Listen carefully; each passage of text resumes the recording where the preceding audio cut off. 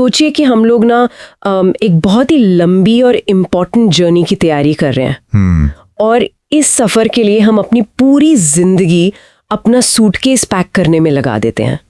मतलब उसमें अपनी सारी मेहनत की कमाई रख ली, बैंक बैलेंस के पेपर्स रख लिए, हाँ, सारी डिग्रियां और प्रॉपर्टी के पेपर्स भी। बिल्कुल। और सालों की मेहनत के बाद जब आखिरकार उस फ्लाइट में चढ़ने का टाइम आता है ना और हम बोर्डिंग गेट पर पहुंचते हैं तो वहां अचानक एक बहुत ही अजीब सी अनाउंसमेंट होती है। कैसी अनाउंसमेंट? वहां हमें बताया जाता है कि भाई इस फ्लाइट में कोई भी चेक इन बैगेज अलाउड ही नहीं है, यहाँ तक कि कैबिन बैगेज भी नहीं। अच्छा। हमें बिल्कुल खाली हाथ अपने असली रूप में उस फ्लाइट के अंदर जाना होगा। और देखिए, ये कोई डरावनी कहानी या कल्पना नहीं है। आज हमारे पास जो सोर्स मटेरियल है जिस पर हम आज की ये गहरी चर्चा करने वाले हैं, उसका नाम है beyond the pyre, the eternal account of karma. Right. और ये टेक्स्ट यही बताता है कि हम सब असल में इस फ्लाइट के ही पैसेंजर्स हैं। मैं बहुत एक्साइटेड हूँ इस एनालिसिस के लिए। और सच कहूँ तो ये टेक्स्ट मौत और उसके बाद के सफर की बात जरूर करता है, लेकिन हमारा मकसद यहाँ किसी के दिल में डर या खौफ पैदा करना बिल्कुल नहीं है। सही कहा। बल्कि इस सोच में जो एक फिलोसॉफिकल और स्पिरिचुअल नजरिया दिया गया है ना, हम बस उसका एक निष्पक्ष यानी एक डीप और अनबायस्ड एनालिसिस कर रहे हैं। बिल्कुल, क्योंकि हम लोग ना अक्सर हर चीज को बहुत परमानेंट मान लेते हैं। एग्जैक्टली। और ये पार्ट उसी भ्रम को, उस इल्यूजन को चैलेंज करता है।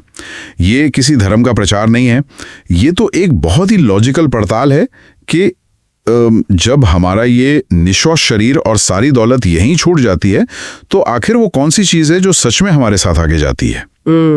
मतलब टेम्परेरी और परमानेंट के बीच की लाइन। हाँ, वो ही लाइन बहुत ही साइंटिफिक तरीके से खींची गई है इसमें। तो अगर हम इस लाइन को समझने की कोशिश करें तो हमारा सोर्स मटेरियल एक ऐसी कड़वी सच्चाई से शुरू होता है जिसे हर इंसान जानता तो है, पर अपनी डेली लाइफ में ना हम उसे पूरी तरह से इग्नोर ही करते हैं। बिल्कुल इग्नोर करते हैं। टेक्स्ट में बहुत क्लियरली लिखा है कि इंसान अपनी पूरी जिंदगी जिन रिश्तों के पीछे या अपनी फैमिली और पैसों के पीछे भागने में निकाल देता है ना, एंड में श्मशान में वही फैमिली इस फिजिकल बॉडी को बस काट यानी लकड़ी के एक बेजान टुकड़े की तरह छोड़कर वापस अपने अपने घरों को लौट आती है। सही बात है। तिजोरी, शानदार गाड़ियां, बैंक अकाउंट्स, सब कुछ बस उसी दुनिया में रह जाता है जहां से उन्हें इकट्ठा किया गया था। और इस चीज को समझाने के लिए ना सोर्स एक बहुत ही सटीक एग्जाम्पल देता है।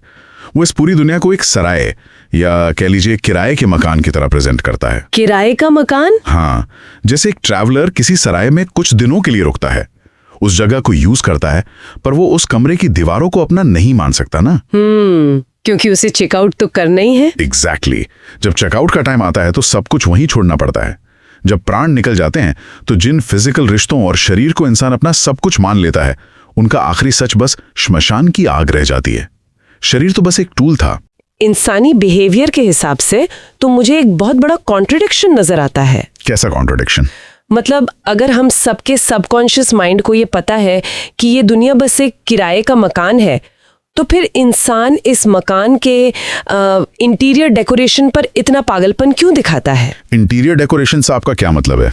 मेरा मतलब है लोग अपनी फिजिकल ब्यूटी को निखारने में, बोटॉक्स में या सोसाइटी में अपनी स्टेटस और टाइटल्स को सजाने में अपनी सारी एनर्जी लगा देते हैं। जब मकान किराए का है तो उसमें इतना हैवी इन्वेस्टमेंट आखिर क्यों किया जाता है? बहुत बढ़िया सवाल है ये। और टेक्स्ट इसी इंसानी फितरत को अज्ञान और मोह माया कहता है। अज्ञान? पर हम लोग तो पढ़े लिखे लोग हैं। यहाँ अज्ञान का मतलब किसी किताबी नॉलेज की कमी नहीं है। अज्ञान का मतलब है सच और झूठ के बीच का जो बेसिक फर्क है उसे भूल जाना। अच्छा। और माया वो फोर्स है जो हमें इस टेम्पररी सराय को अपना परमानेंट घर मानने पर मजबूर कर देती है। तो हम उस इल्यूजन में फंस जाते हैं। बिल्कुल। टेक्स्ट याद दिलाता है कि हिस्ट्री गवाह है, बड़े बड़े शूरवीरों और राजाओं का अहंकार एक पल में मिट्टी में मिल गया। अलेक्जेंडर जैसे सम्राट भी अपनी इतनी सारी वेल्थ और आर्मी से मौत को रिश्वत नहीं दे सके। मौत तो आनी ही है। वही तो, ये हमारा इग्नोरेंस ही है जो हमसे कहता है कि शायद हम कोई एक्सेप्शन है, कि शायद हमारा बैंक बैलेंस हमारी उम्र कुछ साल और बढ़ा देगा, या हमारी प्रॉपर्टी किसी तरह उस पार तक हमारे साथ चली जाएगी। तो अगर ये तय है कि फिजिकल बॉडी आग में जल जाएगी और बैंक का पैसा घर की दीवारों में ही रह जाएगा, हाँ, तो फिर सच में वो क्या चीज है जो यमलोक के उस मुश्किल रास्ते पर आगे का सफर करती है? क्योंकि पाठ ये बहुत क्लियरली बता रहा है कि मौत के साथ कहानी खत्म नहीं हुई है, बल्कि एक नया चैप्टर शुरू हुआ है। हाँ, ये इस पूरे टेक्स्ट का सबसे डीप और टेक्निकल हिस्सा है। देखिए, जब फिजिकल बॉडी डिस्ट्रॉय होती है तो फिजिक्स का बेसिक रूल क्या कहता है कि एनर्जी कभी डिस्ट्रॉय नहीं होती, सिर्फ फॉर्म चेंज करती है। राइट। तो सोर्स के हिसाब से बॉडी जलने के बाद आत्मा एक बहुत ही सूक्ष्म शरीर धारण करती है, जिसे अतिवहित कहते हैं। वेट, अतिवहित, इसकी जरूरत क्या है? आत्मा तो मेराकार होती है ना? सही कहा, पर आत्मा को ना एक कंटेनर या एक कवर की जरूरत होती है जो उस इंसान द्वारा पूरी जिंदगी में जमा किए गए धर्म और अधर्म, यानी उसके पाप और पुण्य के पूरे हिसाब किताब को आगे की जर्नी के लिए धो सके। ओ, मतलब एक कैरियर चाहिए। एग्जैक्टली। इस आत्म अविवाहित शरीर के साथ कोई फिजिकल हाथ पैर नहीं जाते, बल्कि सिर्फ ये कर्मों का खाता ट्रैवल करता है। ये सुनते ही मुझे ऐसा लग रहा है जैसे किसी ने ना इस एंशिएंट नॉलेज को आज के डिजिटल एज में लिख दिया हो। ये पूरी प्रोसेस तो बिल्कुल स्मार्टफोन और क्लाउड स्टोरेज के काम करने के तरीके जैसी है। अरे वाह, ये बहुत इंटरेस्टिंग नजरिया है। इसको थोड़ा और एक्सप्लेन करेंगे आप? हाँ, देखिए, जब किसी का स्मार्टफोन किसी एक्सीडेंट में पूरी तरह टूट जाता है या मान लीजिए पानी में गिरकर खराब हो जाता है, तो उसका हार्डवेयर हमेशा के लिए खत्म हो गया। बिल्कुल। आप उस स्क्रीन या कीबोर्ड को दोबारा यूज नहीं कर सकते, तो वो बॉडी रूपी हार्डवेयर तो शमशान की आग में राख हो गया। राइट। लेकिन अगर उस डिवाइस का डेटा बैकअप ऑन था, तो उस फोन का सारा डेटा, हर एक फोटो, हर एक मैसेज सीधे क्लाउड सर्वर पर सिंक हो चुका होता है। क्या बात है। तो यहाँ ये जो आधिवाहित शरीर है, ये वो क्लाउड स्टोरेज ही तो है ना, जहाँ पूरी जिंदगी के कर्म, थॉट्स और हमारे चॉइसेस, जो हमारा डेटा है, वो सेव हो जाते हैं। और फिर वो सारा डेटा आत्मा के आगे के सफर के लिए वहां से एक्सेस होता है। ये एनालॉजी ना इस कॉम्प्लेक्स कॉन्सेप्ट को समझने के लिए एकदम परफेक्ट है। हार्डवेयर की आखिर कोई वैल्यू नहीं होती, असली वैल्यू उस डेटा की है। बिल्कुल। और टेक्स्ट इसी डेटा की क्वालिटी पर बहुत फोकस करता है। देखिए, सोर्स में एक बहुत ही डरावनी सिचुएशन बताई गई है। कैसी सिचुएशन? मान लीजिए कोई इंसान अपनी फैमिली की खुशी के लिए, उनकी लग्जरी के लिए फ्रॉड या बेईमानी से बहुत सारा पैसा कमाता है। जो कि आजकल बहुत कॉमन है। हाँ, अब मौत के बाद वो फ्रॉड का पैसा तो फैमिली के पास ही छूट जाएगा और फैमिली उस पैसे से ऐश भी करेगी। राइट। लेकिन उस पैसे को कमाने में जो चोरी का पाप किया गया ना, वो जो करप्टेड डेटा है या कह लीजिए वो जो मैलवेयर है, वो उस आत्मा के अतिरिक्त शरीर के साथ चिपक कर यमलोक तक जाएगा। बाप रे, ये तो किसी नाइटमेयर जैसा है। मतलब जिसके लिए आपने अपने मॉरल्स कॉम्प्रोमाइज किए, वो लोग तो आपके जाने के बाद आपके ही पैसे से पार्टी कर रहे हैं, पर उस चोरी का जो वायरस है वो आपके सिस्टम के साथ परमानेंटली अटैच हो गया। और उस वायरस की कीमत अकेले आपको ही चुकानी है। वाह। इसीलिए टेक्स्ट में एक बहुत ही डीप लाइन लिखी है कि ईमानदारी की सूखी रोटी भी बेईमानी के पकवान से बेहतर होती है। कितनी सच बात है। क्योंकि फिजिकल आग सिर्फ फिजिकल बॉडी को जला सकती है, पर कर्मों के इस डेटा को आग नहीं जला सकती। वो इंडेस्ट्रक्टिबल है। ये डेटा आत्मा के साथ एक परमानेंट रिकॉर्ड बन जाता है और आगे का सफर और आगे की सजा इसी रिकॉर्ड पर डिपेंड करती है। अब यहाँ एक और सवाल आता है। अगर कर्म ही हमारा अल्टीमेट डेटा है जो क्लाउड पर अपलोड हो रहा है, तो फिर हमारी डेली लाइफ की जो फीलिंग्स हैं वो इसको कैसे इफेक्ट करती हैं? फीलिंग्स मतलब जहां तक मैं इस टेक्स्ट को समझ पा रही हूँ, ये सिर्फ एक्शंस तक लिमिटेड नहीं है। ये हमारे थॉट्स की भी बात कर रहा है। बिल्कुल। अगर मैं किसी पर बहुत गुस्सा करती हूँ पर उसे कोई फिजिकल नुकसान नहीं पहुंचाती, तो क्या वो थॉट्स भी मेरे डेटा को करप्ट कर रहे हैं? ये टेक्स्ट ना स्पिरिचुअलिटी और साइकोलॉजी का एक बहुत बड़ा कनेक्शन दिखाता है। सोर्स क्लियर कहता है कि हमारे इंटरनल थॉट्स हमारे कर्मों का ही सूक्ष्म रूप हैं। अच्छा, थोड़ा समझाइए। जैसे गुस्से का एग्जाम्पल ले लीजिए। पाठ कहता है कि बिना किसी सॉलिड रीजन के किया गया गुस्सा इंसान को अंधा कर देता है। अब देखिए, मौत के टाइम क्या होता है? गुस्सा भी खत्म हो जाता होगा ना शरीर के साथ। एग्जैक्टली। शरीर के साथ गुस्सा शांत हो जाएगा, पर गुस्से में आकर आपने जो बुरे शब्द बोले थे या दिल में जो नफरत पाली थी, वो एक पाप बनकर उस अतीतवाहित शरीर में रिकॉर्ड हो जाती है। ओ, मतलब सब कुछ लॉग हो रहा है? बिल्कुल। दूसरों की बुराई करना, चुगली करना, किसी की सक्सेस से जेलस होना, बाहर से शायद ये छोटी गलतियां लगे, पर टेक्स्ट कहता है कि इससे इंसान अपना ही मन मैला करता है। ये सब वो नेगेटिव डेटा है जो लगातार बैकअप हो रहा है। इसीलिए सोर्स में क्षमा यानी फॉरगिवनेस की इतनी बात की गई है। लिखा है ना कि क्षमा करना सबसे बड़ा गहना है। हाँ। लेकिन मुझे यहाँ थोड़ी सी प्रॉब्लम लगती है इस आइडिया से। क्या प्रॉब्लम? देखिए, हम लोग किस दुनिया में रहते हैं? हम किसी हिमालय की गुफा में तो नहीं बैठे ना। हम कॉर्पोरेट वर्ल्ड में काम करते हैं जहाँ गला काट कंपटीशन है। वही प्रैक्टिकल दुनिया की बात। हाँ, अगर किसी कॉलीग ने मेरे पीठ पीछे छुरा घोंपा है, मेरा कोई प्रोजेक्ट चुरा लिया और मैं उसको माफ कर दूं, तो लोग तो मुझे बेवकूफ समझेंगे। वो तो मुझे एक डोरमैट समझ लेंगे। क्या ये टेक्स्ट हमें थोड़ा ज्यादा ही आइडियलिस्ट या आदर्शवादी बनने को नहीं कह रहा? ये एक बहुत ही वैलिड और कॉमन डाउट है, और मोस्टली लोग इसी वजह से स्पिरिचुअलिटी को अनप्रैक्टिकल समझ लेते हैं। राइट। पर अगर इस सोर्स की डेप्थ में जाए ना, तो क्लियर होता है कि ये क्षमा यानी फॉरगिवनेस कोई कमजोरी नहीं है, बल्कि ये पूरी तरह से सेल्फ डिफेंस का एक एडवांस स्पिरिचुअल टूल है। पाथ जिंदगी को एक लंबी परीक्षा कहता है। पर ये सेल्फ डिफेंस कैसे हुआ? अगर मैं किसी को उसकी गलती की सजा नहीं दे रही, तो मेरी सेफ्टी कहाँ है इसमें? क्योंकि यहाँ डिफेंस आपके सोशल स्टेटस का नहीं हो रहा, यहाँ डिफेंस आपके उस अतिविहित शरीर के डेटा का हो रहा है। अच्छा। जब आप किसी को माफ करते हैं तो आप उस दूसरे इंसान पर कोई एहसान नहीं करते। असल में आप खुद को उस नफरत, बदले की आग और उस भारी बोझ से आजाद कर रहे होते हैं। बाहर से आप कॉर्पोरेट रूल्स के हिसाब से उस पर एक्शन ले सकते हैं, अपनी बाउंड्री सेट कर सकते हैं। तो एक्शन लेने की मनाही नहीं है? बिल्कुल नहीं, पर अंदर से आप उस इंसान के लिए नफरत का जहर पीना बंद कर देते हैं। ओह, अब मैं समझी। मतलब मैं उसको कंपनी से फायर करवा सकती हूँ, लेकिन उसके लिए सालों तक अपने मन में कड़वाहट रखने की कोई जरूरत नहीं है। एग्जैक्टली। मैं बस अपने आगे के डेटा को करप्ट होने से बचा रही हूँ। बहुत सही पकड़ा आपने। कोई भी नफरत या दुश्मनी मौत के बाद भी आत्मा के साथ एक संस्कार बनकर ट्रैवल करती है। अगर आप माफ नहीं करते तो आप उस टॉक्सिक इंसान को अपने साथ आगे तक ढो रहे हैं। बाप रे, ये तो मैं कभी नहीं चाहूंगी। वही तो, जो लोग माफ नहीं करते, टेक्स्ट कहता है कि वो अपना ही नुकसान करते हैं। ये वैसा ही है जैसे कोई सोता हुआ कोयला अपने हाथ में इस उम्मीद से पकड़ ले कि सामने वाले का हाथ जल जाएगा। कितनी बढ़िया बात कही आपने। इसीलिए मन को शांत रखना और माफ करना कोई कमजोरी नहीं, बल्कि एक बहुत ही स्मार्ट डिसीजन है। स्पिरिचुअल एंगल से आपका आगे का सफर हल्का हो जाता है। सच में, ये नजरिया तो चीजों को देखने का लेंस ही बदल देता है।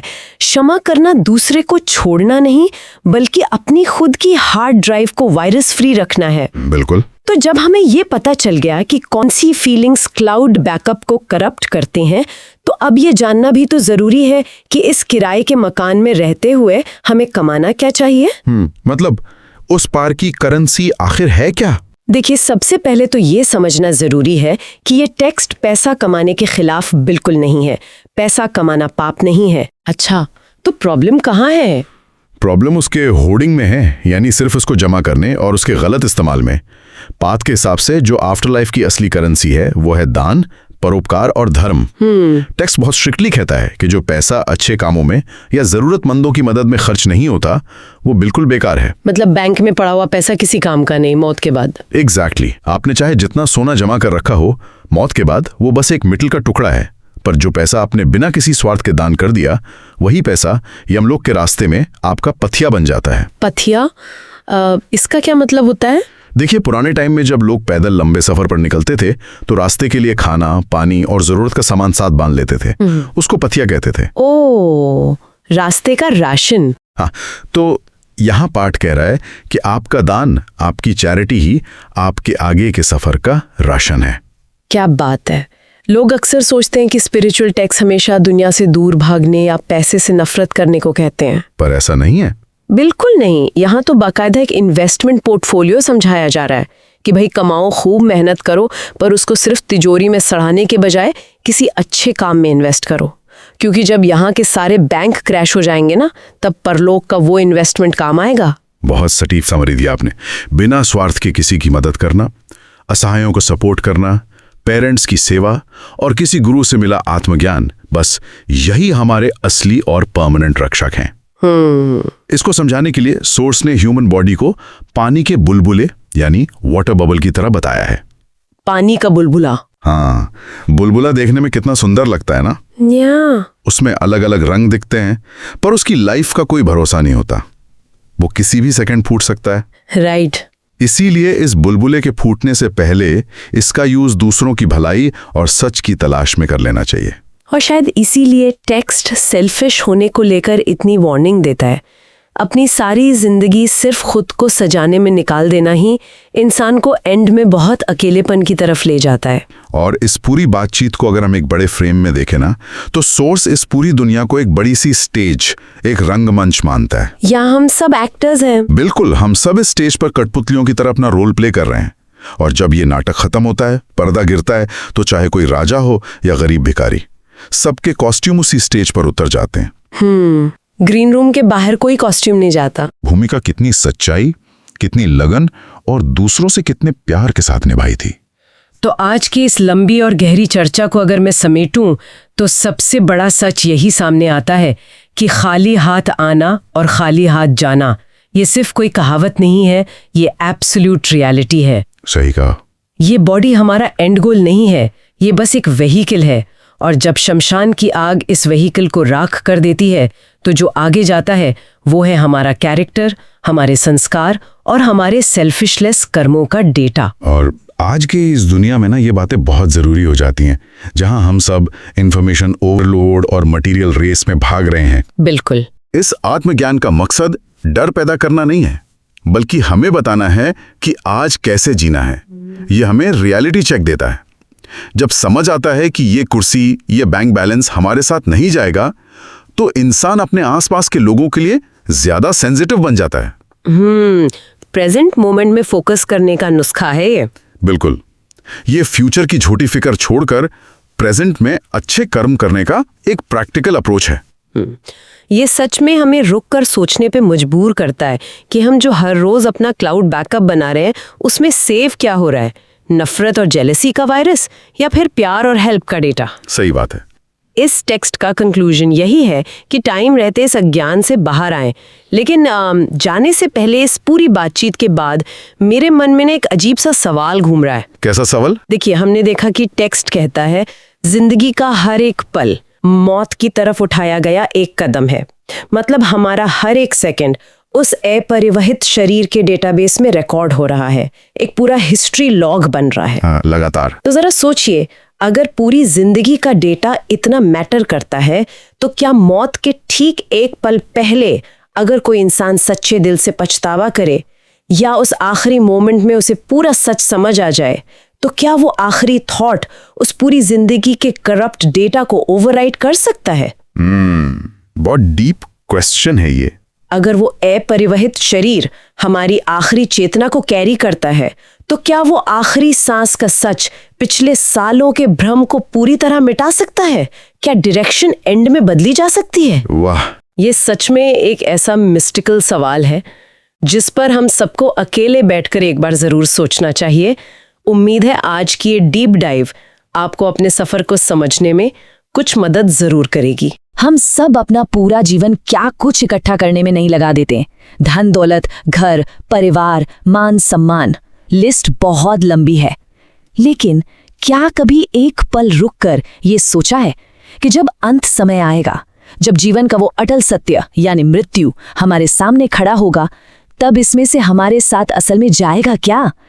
चलिए आज इसी सबसे गहरे सवाल का जवाब ढूंढने की कोशिश करते हैं। अब ये सवाल ऐसा है जिसका जवाब हम सब कहीं ना कहीं अपने अंदर जानते तो हैं, लेकिन शायद उसे मानना नहीं चाहते, क्योंकि इस दुनिया का नियम ही यही है, जो आया है उसे जाना ही होगा। तो चलिए इस सफर में आगे बढ़ते हैं और देखते हैं कि असली सच्चाई क्या है। असल में हम सब एक मोह के जाल में जीते हैं। हमें अक्सर यही लगता है कि हमारा घर, हमारी गाड़ी, हमारी दौलत, हमारे अपने, ये सब कुछ हमेशा यही रहेगा हमारे साथ। और बस इसी एक भ्रम को सच मानकर हम वो सब कुछ जमा करते रहते हैं जो असल में यही इसी दुनिया में रह जाने वाला है। तो चलिए जरा एक एक करके परखते हैं कि जिन चीज़ों को हम बड़े फख्र से अपना कहते हैं वो आखिर कहाँ तक हमारा साथ निभाती हैं। सबसे पहले बात करते हैं उस चीज़ की जिसके पीछे इंसान अपनी पूरी जिंदगी लगा देता है, पैसा, धन और संपत्ति। सोचिए ज़रा, क्या ये आलीशान मकान, बैंक में पड़ा लाखों करोड़ों का बैलेंस, ये गाड़ियाँ, क्या ये सब हमारे साथ चलेंगी? देखिए, हमारे ग्रंथ और शास्त्र बिल्कुल साफ साफ कहते हैं, मृत्यु के बाद इंसान की पाई पाई यही घर पर ही छूट जाती है।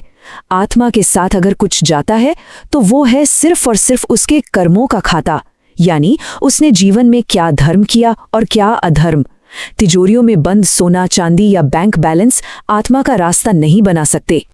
अच्छा, चलिए मान लिया कि धन दौलत तो साथ नहीं जाती, लेकिन हमारे अपने लोग, हमारा परिवार, हमारे दोस्त, जिनके लिए हम कुछ भी कर गुजरने को तैयार रहते हैं, कम से कम वो तो हमारा साथ देंगे, है ना? ये सुनने में शायद थोड़ा कड़वा लगे, पर सच तो यही है। हमारे अपने हमसे बेइंतहा प्यार करते हैं, इसमें कोई शक नहीं, लेकिन उनकी भी एक सीमा है।